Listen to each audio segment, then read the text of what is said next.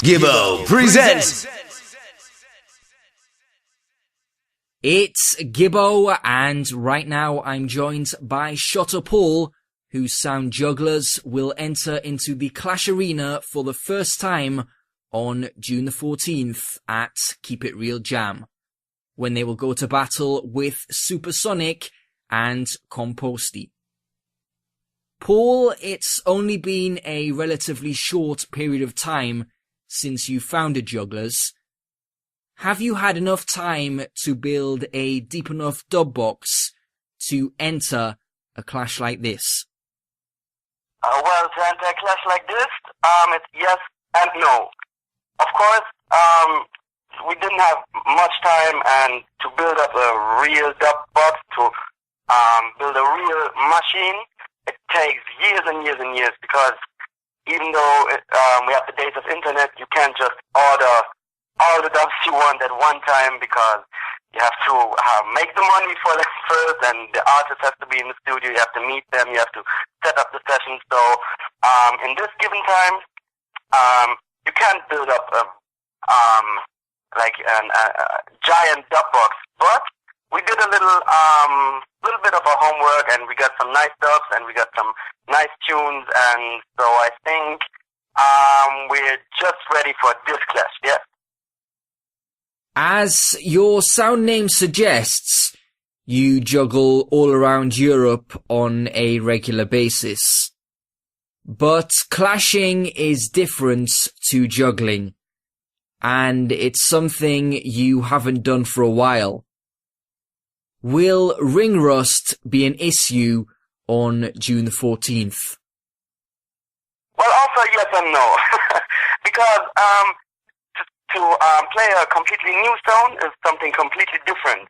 Because a sound really, like, I get to realize more and more, a sound system is really like an engine, like a working machine. All the dubs, all the selections, they have to work together, and you have to play them a couple of times, so you know the impact of certain tunes, and you know which tune plays after which tune, and you know you have to really like know your tunes so you can answer back arguments from other sounds. So the more you clash with one sound, the better it's like the engine is running, you know. So we have a really new sound, and we only had we had this thing in U Club, which was like a juggling clash event against even Supersonic and Black Chiney and Herbalize It and Dancehall Soldiers, and it was a fun clash event. So that was the first time we were like on the stage in a competition.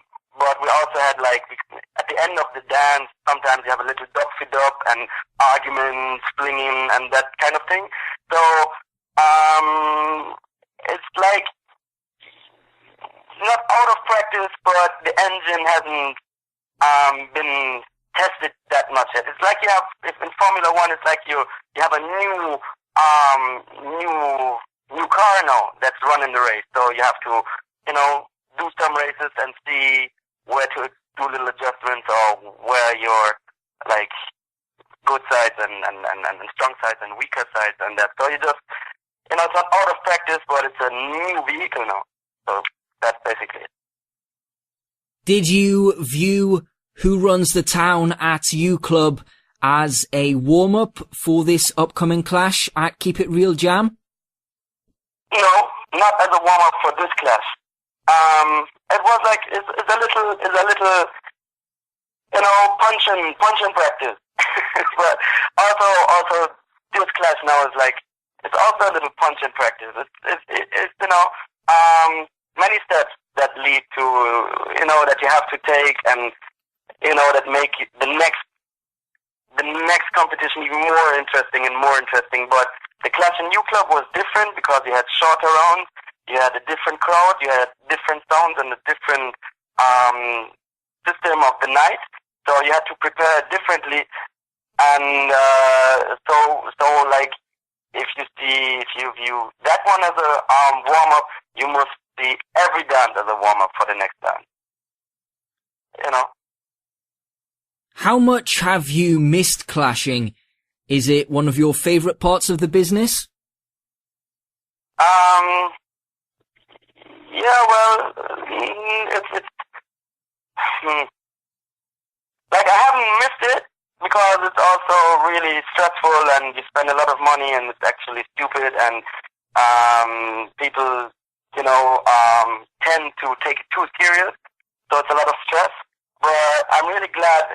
I'm happy. I'm looking forward for a next Pacific Clash, and I enjoy the little argument thing and the fun part in the clash and the little dissing and and the bullshit talking and that I really enjoy it. So it was okay. I had different things on the agenda. I had to build up the sound first. Start up everything from new. So I was busy. I didn't miss clashing at that point in my life. It was okay. And now I'm glad to have a little competitive dance coming up again. One of your opponents at Keep It Real Jam, Supersonic, recently defeated Herbalize It at the King of Europe clash in Vienna. Have you listened to the audio of this clash or watched any of the video clips on YouTube? Honestly, personally, I haven't listened the audio yet, just because I didn't find the time. But I've watched a few videos, and Meska listened to it already. So we've been talking about a couple of things and spoke to different people about it. Also the promoter, because we know the promoter as well, and people who attended the dance. So, and I still have to listen to it, of course. I just didn't find the time. Because when I listen clash, I like to listen the clash, It's like, not you do something and the clash is playing in the backyard and you just listen part of it. I want to listen to everything at one time. I interviewed Spider and Sultan after King of Europe, and when I brought up your forthcoming clash, Spider said, I'm not really taking that as a serious clash. This is going to be like a juggling and more like mix and party vibes, who can get the biggest forwards. Do you think he's really taking this clash more seriously than he said he is? Well, probably he is. Probably yes. Yeah, probably yes. But also, any clash should be just like that, juggling, party vibes, and killing, and who gets the bigger forward. So I don't see any big difference between that one clash and the next clash. Once you put up the verses, and okay, for Keep It Real Clash, it's also anything can happen. So you could also do anything you want to do, but you never want to go out of the dance and be defeated, or if it wasn't worth it, or So you have this thing. You always your next clash is your biggest clash. Your next dance is your biggest dance. It's like this. You're just as big as your last dance, and your next dance is your biggest dance. So, come Friday night, this will be his next biggest dance if he shows up. So, he should take it serious in a way. Do you think there's a chance that he won't show up? I don't know. I just heard he didn't show up in New York, so I don't know. Yes, they were scheduled to appear in New York last Saturday, but as I understand, there was some disagreement with regards to flights and accommodation. Yeah, something like that. I just know the internet news as well. So I hope there won't be any kind of that problem for Keep It Real Jam. Komposti are a highly regarded sound from Finland, but do you think they have what it takes to come to Germany and beat two German sounds in front of a mainly German crowd? Actually, if it's like I thought you would ask me, you afraid of your opponents, and my answer was gonna be the song I'm afraid of the most is Komposti, because I'm really afraid of Komposti right now, because like you said, if they beat two German sounds in Germany, it's gonna be a really big thing for them. And I know them, they're like a wicked sound. They've been cutting dubs for years. They've been building up their thing, and they do a lot of juggling, and they also take sound business really serious. So I expect them to come extra hard and fully loaded. So actually, Komposti is the sound to watch out for, because if they win it, it's gonna be a really big thing. So they must, so you have to like really expect the most from Komposti, because they are the underdogs. If they win, it's gonna be the biggest thing for them. So you have to watch out for Komposti there. Trust me, and they're wicked too. The Clash has no rules and no hosts. Is this a concept you like, and does it mean the most creative sounds will emerge as the winner? I like the concept. I like the no rule concept, but no rule is also a rule. So I like, I wouldn't fight a host. A host is okay, but sometimes hosts do too much talking, or they do, like, they bias, they have a biased vibe, and, the way they do the votings and ask for who won this round and that round. So it's okay to not have a host, and it's cool to not have, any rules. But also sometimes I like rules, because if there's an interesting rule, it also challenges the selectors. Like the Starata round we had in a little clash, we promoted in Stuttgart last year, and it was also at Jugglerz Sounds of Greatness. They also had the Starata round, where the selector was given one keyword, and then he had to juggle songs according to that word. It's a funny thing, I think. So I don't fight rules, but I don't know about if the most creative sound will emerge as the winner, because the crowd is the judge. So you can be really creative, and if the crowd doesn't get it, or if the crowd doesn't rate it or doesn't want it, you still won't win. So it's not necessarily the most creative sound who wins. The Clash takes place at Keep It Real Jam, which is a reggae festival. How do you think the festival crowds will differ from the usual Clash crowds? Levels of drunkenness.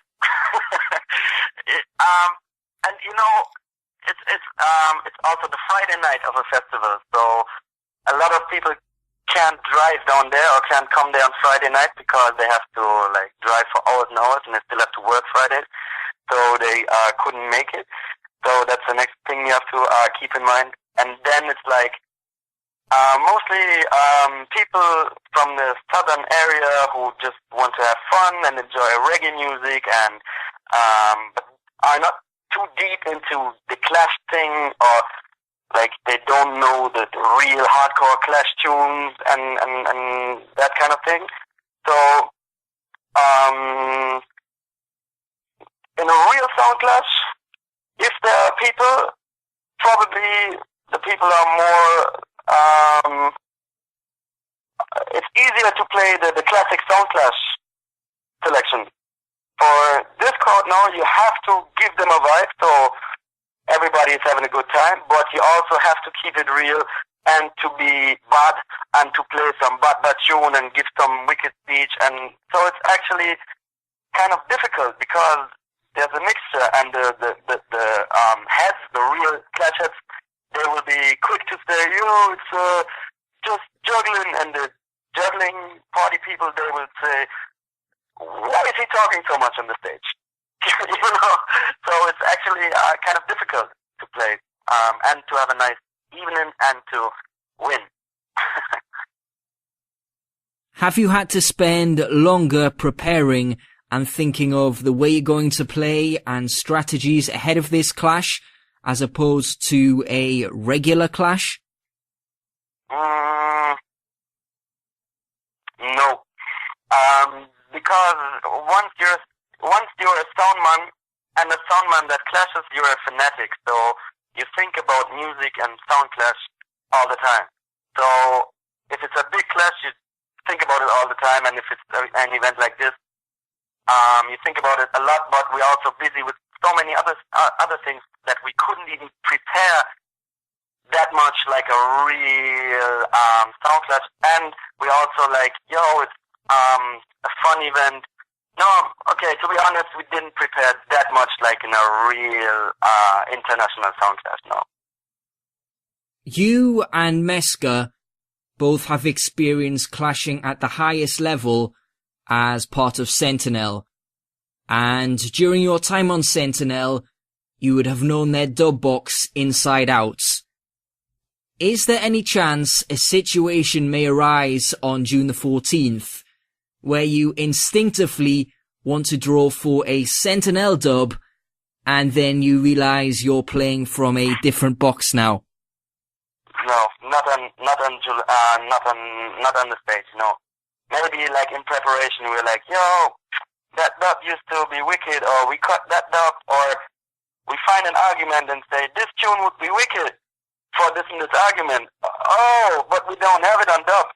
So we find the next tune, but not on stage, no. I spoke to Elmar a few months back, and I asked him about you and Meska leaving Sentinel. He didn't want to say too much about the situation, so out of respect to him, I'm not going to ask you to go into details about the splits. But looking back now, can you understand why you were asked to leave? Well, I can, I know his reasons, but I can't understand them, no. So if you could go back in time, you wouldn't do anything differently? Many things differently. Many things. Starting way further, but back then I didn't know certain things, so I don't know. I don't know. Because, I don't know. Could you tell me what was going through your minds when you were asked to leave Sentinel? I was fucked up.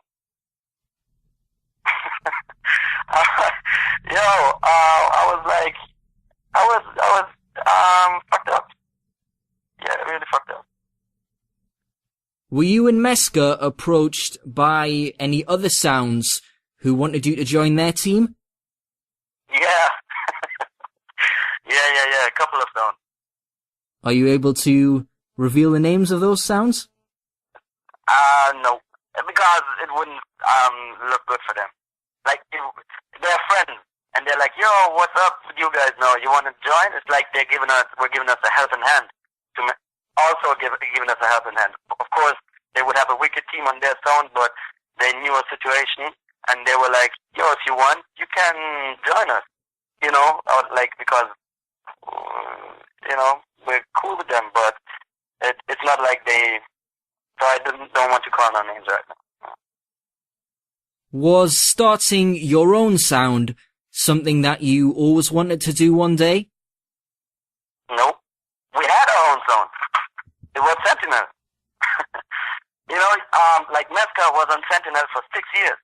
And back then, it was like 12 or 13 years Sentinel last year. So it was like half of the time of Sentinel was already Meska. And me, I was like 4 years on Sentinel. And we put in 26 hours a day. Like, we really worked. The sound when we left it was a completely different sound from when we entered it. So, we really had our own sound, yeah.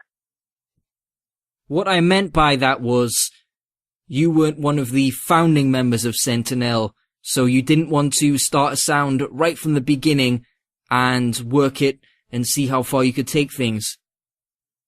When we were in Sentinel, or when we started playing sound system? Either, really. Because I started my own sound back then. I also had the little speakers and things. And Meska had a sound, and then the two of us and the next his friend, I joined his sound then. So we also had we already started our own sound, and then now we were on Meska and we really felt like Sentinel is our sound. So we didn't have no intentions to start another new sound. No, we had already our sound, and it was like the peak of the mountain. So we had reached. So we didn't plan to start a new sound, no. Will this forthcoming clash be a one-off, or are we going to be seeing Jugglers clashing on a regular basis? Yeah, hopefully, yes. We're gonna see, like, of course, because we're gonna keep on juggling, we're gonna keep on cutting dub, and there are already next requests for Jugglers in a sound clash. And, you know, although it is kind of stupid to spend all the money and thing, you couldn't, like, no reggae fan could explain why you should do it, but you still do it, and we love it, and we feel it. So any day, you can expect more clashes. Finally, I know you and Meska are very busy, so tell everyone what else you're up to, the summer tour, your radio show, your forthcoming releases on Jugglers Records. Give us the full rundown. Okay, so Jugglers, on jugglers.de you find everything. We have Jugglers Records, and the next release to be released this Friday. It's called The Breaking Bad Rhythm with Ja Vinci on it and a few youths from the street that we want to push further. And we have more upcoming releases, rhythm releases with international artists coming up in the summer. We're also working with a Swedish female artist, Etsia, who's doing very well, and we have a next single release for her this summer. And we have a German artist, upcoming youth, called Maywater, and we're just producing the album, his debut album, which is going to be released September or October. We had to push it a little bit back, but that's a thing that keeps us very busy. The record label that we started last year, and we already had some minor success and some with the street soul rhythm and the kickdown rhythm, and actually street soul rhythm is doing very well. We have the video with Romain Virgo, and Jamiri Morgan also cut a video on it. And so Jugglers Records is a project that is doing well, and that is that we're working on and will be working on for the next year. Then Meska and we are also hosting a weekly radio show, Jugglers Radio, which used to have a different name the years before, but obviously now we had to change the name, so we found one name for it, so everything is called Jugglers now. The Jugglers Radio Show every Thursday, where we introduce the latest tunes from Jamaica and host them in German, so German people can relate to the songs, and which also has a great fan base, and it's like really going in the streets and really happening. So that's a thing every Thursday. And then every weekend we are juggling all over Europe and trying to give a new, fresh vibe of juggling in the dance hall, while also keeping the tradition alive of real reggae music and real feeling, and you know, like in sense to keep it real, and you know, to be there in the streets and out there for the people. And yeah, then we also have, like, every other month we have a bigger event that we host in like in Stuttgart, or we have a regular dance in View Club Wuppertal every second month now, and we have a regular dance in Berlin City every second month. So we're, like, you know, trying to push dancehall music all over Germany and all over Europe and all over the world, obviously. Thanks a lot, Paul. Best of luck for Keep It Real Jam. May the best sound win. Yeah, man. Thank you very much for the interview, Gibbo. Big up yourself. Everybody's watching your interviews. Everybody's listening. So, big up, Gibbo. The interview done. So, hope to finally meet you in person one day. All right?